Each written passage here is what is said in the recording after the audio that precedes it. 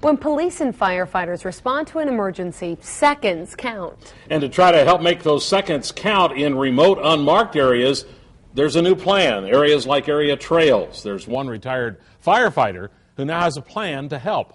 Fox 11's Mark Leland reports. It's not just the snow that makes it difficult to pinpoint where these snowshoers are located along the East River Trail in Alloway.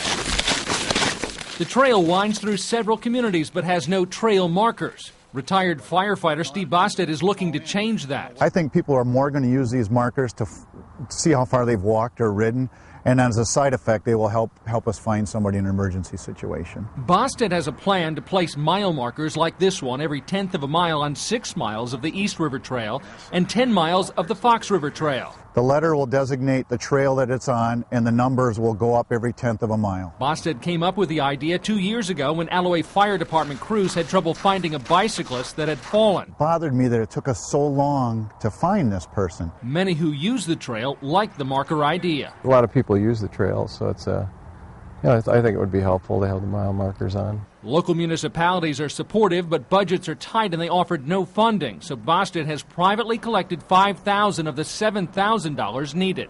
And he's getting help from Let Me Be Frank Productions. Owner Frank Hermans plans to donate proceeds from its February 3rd opening of My Big Fat Pulaski Wedding at the Meyer Theater to help trail users. They tell you their position. I'm next to a tree and a gopher. You know, if they could see a mile marker, then they could correctly tell, 911 where they are.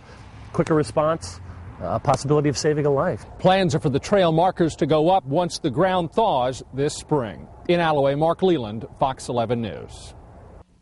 And some municipalities have offered to help install the mile markers.